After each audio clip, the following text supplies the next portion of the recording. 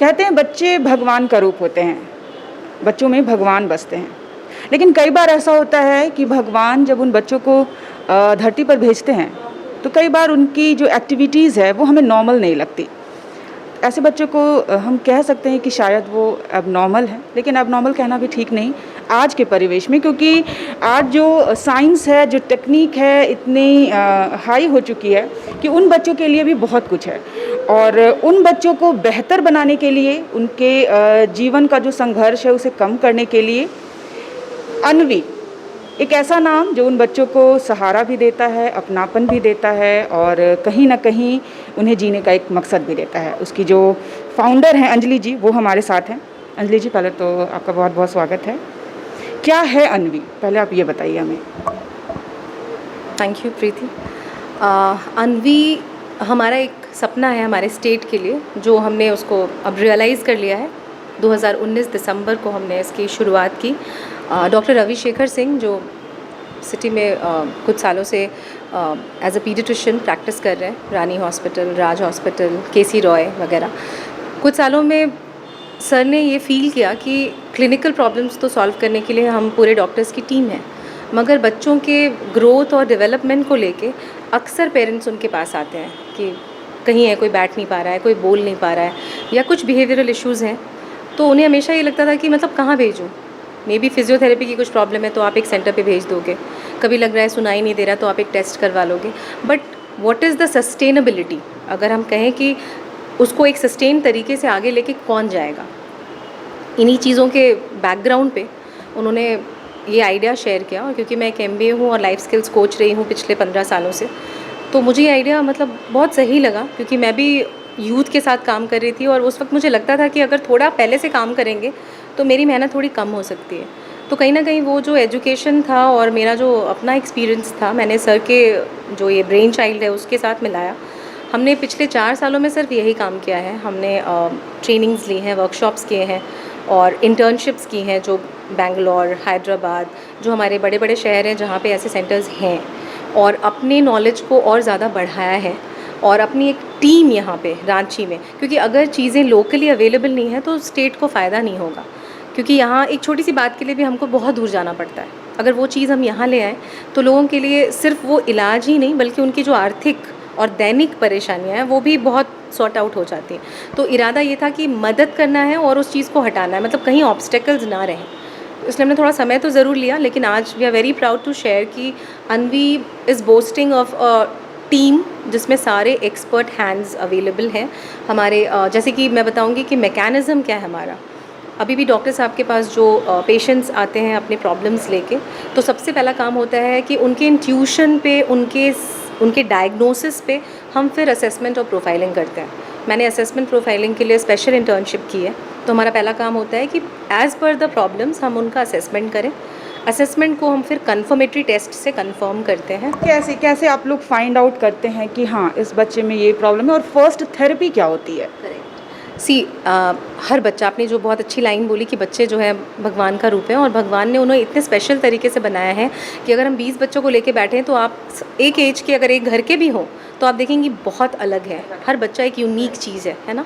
तो एग्जैक्टली ये होता है कि जब डॉक्टर साहब के पास आते हैं, और हमारा एक ऐप है जिसको हम कहते हैं डॉल्फिन और ट्रैक एंड एक्ट, वो डेवलपमेंटल ऐप्स हैं जिससे आप एक रूटीन अपना ग्रोथ या डेवलपमेंट मॉनिटर कर सकते हैं। इस एज में बच्चे माइलस्टोन्स है ना, इस एज में ये हो जाना चाहिए, इस एज में ये हो जाना चाहिए। अगर कुछ लैग बिहाइंड होता है, ये हमारी ड्यूटी है एट द क्लिनिक कि हम उस चीज़ को मॉनिटर करें। लेकिन इट्स वेरी गुड कि अभी पेरेंट्स भी बहुत अवेयर हैं, वो खुद आते हैं कि बोल नहीं पा रहा है, या देखिए ना मैम 9 महीने का हो गया, अभी तक पलट भी नहीं रहा है। तो ये जब ऑब्जर्वेशंस आती हैं तो उसके लिए हमारे असेसमेंट सेट हैं कि अगर कुछ फिजियो के लिए there is EIDP, there is MCHAT, जैसे ऑटिज़म है या फिर ADHD है, तो हर किसी जब सिम्टम्स मिलते हैं हमको तो हम उस तरह की असेसमेंट करते हैं और फिर हम कंफर्म करते हैं उसको। अच्छा, ये तो हो गई कुछ नॉर्मल चीज़ें जो मैं यहाँ पे देख रही हूँ जो बच्चों की एक्टिविटीज़ के लिए, लेकिन क्या कुछ मशीनरी भी ऐसा है? किसी कई बार होता है ये सब चीज़ें, मुझे लग रहा है कि शायद बच्चे स्टार्टिंग में करें और घर पे भी पेरेंट्स अफोर्ड कर सकते हैं, लेकिन मशीनरी थोड़ा अफोर्ड करना, I think. That's a very good question Preeti. आपको मैं बताऊं कि हमारा, जैसे मैंने बताया कि डिपार्टमेंट्स हैं, मैंने बोला हियरिंग, तो असेसमेंट के लिए अब अगर मैं बोलूँ OAE, तो वो टेस्ट कंडक्ट करने के लिए एक मशीनरी लगती है जो हमारे डॉक्टर विवेक मोहन हमारे साथ जुड़े हुए हैं, हियरिंग एंड स्पीच पैथोलॉजिस्ट। तो वो मशीनरी टेस्ट के लिए यूज़ होती है और नेचुरली वो पेशेंट्स के पास होने की ज़रूरत नहीं है क्योंकि उनको बस टेस्ट करवाना है, तो एक नॉमिनल चार्ज में वो अपना टेस्ट करवा लेते हैं। हाँ, जहाँ तक आपने बोला कि ये चीज़ें, तो मैं बता दूँ कि ये जो अपेरेंटली टॉयज़ हैं, हर किसी को हम बहुत ही साइंटिफिक तरीके से यूज़ करते हैं, B it gross motor skills या फाइन मोटर स्किल्स या प्ले स्किल्स, जो बच्चों के कॉग्निशन में बहुत हेल्प करते हैं। और जैसे आपने बोला टूल्स, तो मैं आपको दिखाना चाहूँगी कि हमारा जो फिजियोथेरेपी यूनिट है, traction bed, okay, that's not a normal examination bed, that is a traction bed. As per the requirement हम उसको यूज़ करते हैं। This is the balancing ball and यहाँ पे भी आप देखेंगे कुछ ये ग्रिप वगैरह के लिए, gross motor and fine motor के लिए this particular table is used. Occupational therapy actually होता है क्या है कि डेली लिविंग स्किल पे होता है और इसमें हम लोग ज़्यादा करके मैनुअल थिंग्स भी यूज करते हैं, मशीनरी भी यूज करते हैं। मशीनरी में जैसे हम लोग हैंड एक्टिविटी के लिए जैसे निर्मल हैंड एक्सरसाइजर है, इसको हम लोग यूज करते हैं। बॉल हम लोग यूज करते हैं, उसको हम लोग मशीन के तौर पे नहीं ले सकते हैं, लेकिन वो एक्टिविटी के तौर पे हम उसको ले सकते हैं। और हम लोग ट्रैक्शन बेड ये सब ट्रैक्शन बेड भी यूज करते हैं ट्रैक्शन के लिए। किसी किसी बच्चे में नेक होल्डिंग का जो टाइटनेस रहता है, ट्रोकिकार्डिया रहता है, जिनका कॉन्जेनाइटल डिफॉर्मिटी रहता है, उस टाइम में भी हम लोग यूज करते हैं। और basically occupational therapy manual therapy है। बच्चों की जो डेवलपमेंट है, उनका जो ग्रोथ है, वो कैसे बेहतर से और बेहतर हो। बच्चे का जो सबसे इम्पॉर्टेंट पैरामीटर है वो है ग्रोथ एंड डेवलपमेंट, क्योंकि अगर सही से ग्रोथ और डेवलपमेंट नहीं होगा तो उसका मानसिक विकास भी उसी तरह से नहीं हो पाएगा और तरह तरह की परेशानियां जो है वो समय के अनुसार आएगी। ग्रोथ एंड डेवलपमेंट का एक ही रूल है कि आप एकदम शुरू से ही उसमें लगे रहें, क्योंकि बहुत सारे ऐसे प्रॉब्लम हैं जिसको कि आप अगर टाइमली डिटेक्ट कर पाते हैं तो कंप्लीट उसको सुधारा जा सकता है, और अगर उसको आप नहीं डिटेक्ट कर पाएंगे तो वो एक इरिवर्सिबल चेंज हो जाएगा, जो कि फिर सुधार करने में काफ़ी तकलीफ आएंगे। और बढ़ते हुए आज के नए टेक्नोलॉजी में इतना एडवांसमेंट, जिसमें कि न्यूनेटल आईसीयू, न्यूनेटल केयर इतना ज़्यादा अच्छा हो गया है कि बहुत सारे ऐसे बच्चे हैं जो very low birth weight, extremely low birth weight के बच्चे काफ़ी ज़्यादा बच रहे हैं। लेकिन इन सब बच्चों के बचने के साथ साथ कुछ कुछ नए नए कॉम्प्लिकेशंस भी देखने को मिल रही है, स्पेशली उनके हियरिंग में, उनके ग्रोथ में, उनके मानसिक विकास में, उनके बिहेवियरल चेंजेस में। तो अगर ये सारी चीज़ों को अच्छे से समय से एसेस किया जाए, उसको उस पर टाइमली इंटरवीन किया जाए, तो हम लोग जो है कि एक अच्छा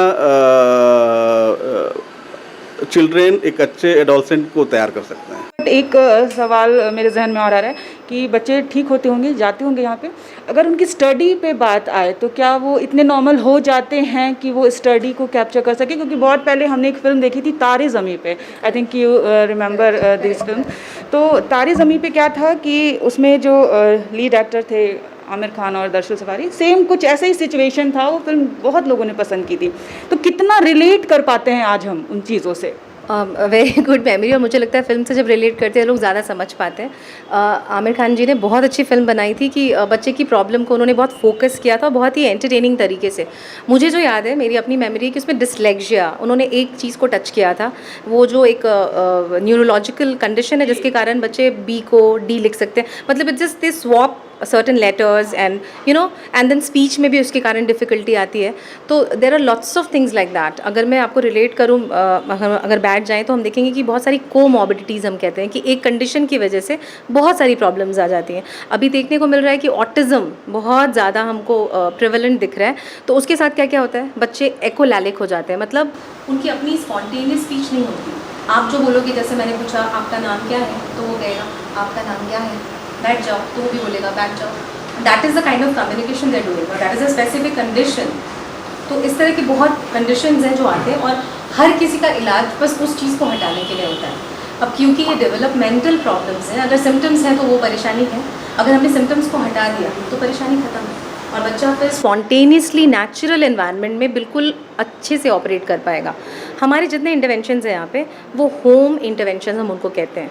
एक तो हमारा रिक्वेस्ट है कि आप जितनी जल्दी हमारे पास आ सकें, ताकि बच्चे का ब्रेन बहुत ज़्यादा डेवलप नहीं हो जाए, नहीं तो फिर एक स्ट्रक्चर्ड एनवायरनमेंट सिखाना वो बहुत टफ होता है। अगर बच्चे timely, let's say under 3 years अगर हमारे पास आ जाते हैं, तो we are like we believe that it's going to be reversed almost, अगर वो ऐसे कंडीशंस नहीं है जो कंजेनिटल हैं। तो हमारा एफर्ट होता है कि मदर को साथ में बिठाएं और हर एक्टिविटी को होम बेस्ड तरीके से उनको बताएं, ताकि मदर उनको घर में रिपीट कर सके।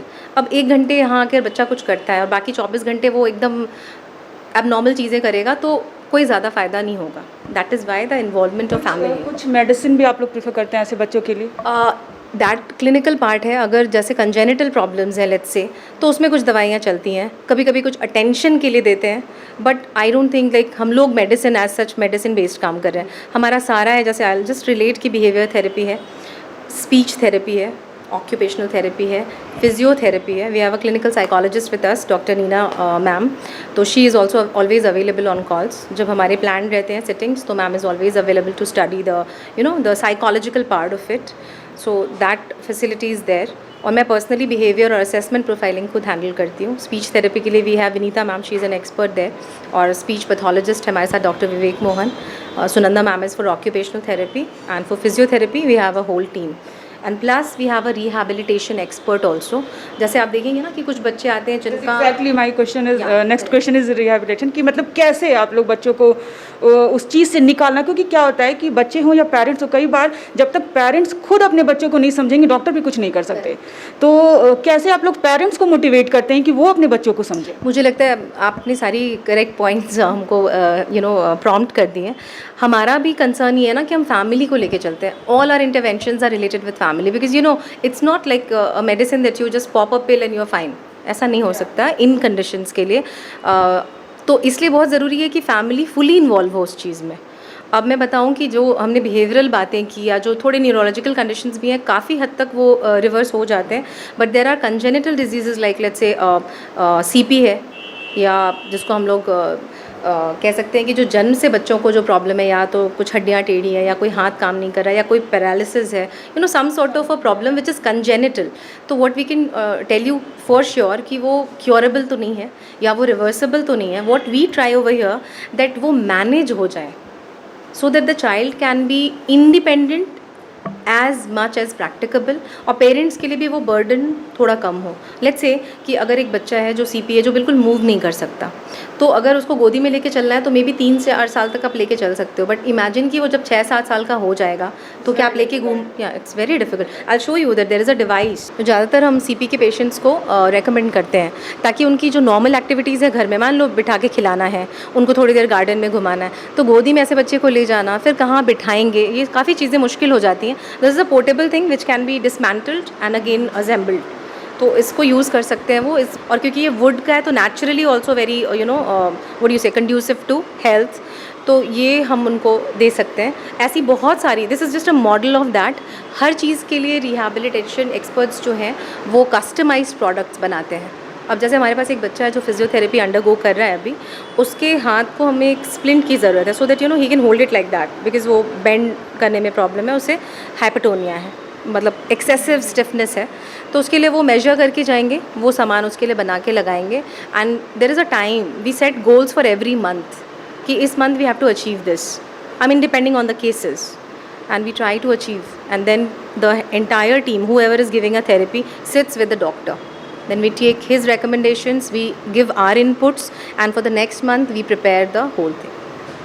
अभी लास्ट क्वेश्चन इज डैट कि आज के टाइम पे लोग समझने लगे हैं, बहुत आगे बढ़ गए हैं, बहुत सारी चीज़ें जो पुराने ख्यालात के जो लोग रहते हैं, अब उन सब चीज़ों से लोग बाहर निकल रहे हैं। फिर भी आप क्या कहना चाहेंगी ऐसे बच्चों के लिए, और जो पेरेंट्स सफ़र कर रहे हैं इन सब चीज़ों से, उनके लिए? मेरा एक स्ट्रॉन्ग मैसेज है, 2 पॉइंट का ही होगा, मैं ज़्यादा नहीं बोल पाऊँगी। व्हाट आई अंडरस्टैंड कि मुझे भी लगता है कि इन चीज़ों को लोग सोशल स्टिग्मा समझते हैं। अगर बच्चे को कोई डेवलपमेंटल प्रॉब्लम है तो उन्हें लगता है अरे पागल थोड़ी है, अरे हो जाएगा, this is the normal tendency. What I would like to say कि if there are problems there are solutions too, और आप जितनी जल्दी उसको आइडेंटिफाई करके you don't have to think about society, आपको अपनी फैमिली के बारे में सोचना है, आपको बच्चे के फ्यूचर के बारे में सोचना है। और मुझे लगता है कि we don't need to fight, we just need to put across, या तो हमारे एल्डर्स हैं या फैमिली मेम्बर्स हैं जो ऐसा सोचते हैं, तो हमें कोशिश करनी चाहिए उनको समझाने की कि एक सलाह लेने में तो कोई प्रॉब्लम नहीं है, या अगर हम एक बार मिल लेंगे तो कोई प्रॉब्लम नहीं है। तो मुझे लगता है ये आपने बहुत सही बात बोली कि अवेयरनेस तो है बट एक्सेप्टेंस नहीं है अभी तक। तो उसके लिए और हमारा अनवी में सबसे पहला मोटिव यही है कि हम अवेयरनेस कैंपेन्स को बढ़ाएं ताकि लोग इस चीज़ को समझें कि this is a very normal thing. Just like आप खांसी के लिए किसी के डॉक्टर के पास जाते हो, बुखार के लिए यू डोंट स्टार्ट ईटिंग अपने से दवाई, है ना, खासकर बच्चों के साथ। तो आप हेल्थ उसकी डेवलपमेंट के साथ कैसे खेल सकते हैं, because his entire life depends on that कि अगर सही डेवलपमेंट और ग्रोथ नहीं है तो वो आगे कैसे बढ़ेगा। और दूसरी चीज़ मेरा एक सजेशन है जो मैं सबको बोलना चाहती हूँ कि please don't use mobile phones with your children. That's a request from our side. Up to 5 years the kid should not know what a mobile is. I mean we can try that. Thank you very much Anjali ji. और मुझे अनवी में आके ही बहुत अच्छा लग रहा है, सुकून मिल रहा है कि आज ऐसा कुछ है जो उन बच्चों के लिए है जो उन्हें उनकी होने का एहसास दिलाता है। तो प्लीज़ जितने भी पेरेंट्स वाकई अगर इन चीज़ों से सफ़र कर रहे हैं तो अपनी उन सोच से बाहर निकलिए, बच्चों की ज़िंदगी के साथ मत खेलिए। बच्चे वाकई बहुत अनमोल हैं, उन्हें भी खुल के जीने का मौका दीजिए। और अगर आपके पास आज की डेट में सॉल्यूशन नहीं है तो अनवी सॉल्यूशन है, आप यहाँ आइए। सलाह लेने में अंजलि जी ने जैसा कहा कुछ नहीं जाता, सही बात है। अगर एक सलाह आपके और आपके बच्चे की ज़िंदगी बदल सकता है तो प्लीज़ यहाँ आइए और उन चीज़ों से बाहर निकलिए जो दकियानूसी ख्याल के हैं, जो आपके बच्चे को जो है पीछे की ओर ढकेल रहे हैं। तो बच्चे का भविष्य बनाइए, खुद भी सुखी रहिए और बच्चों को भी सुखी रखिए। सहयोगी दीपक के साथ कीर्ति तिवारी, ओंकार अवामी, रांची।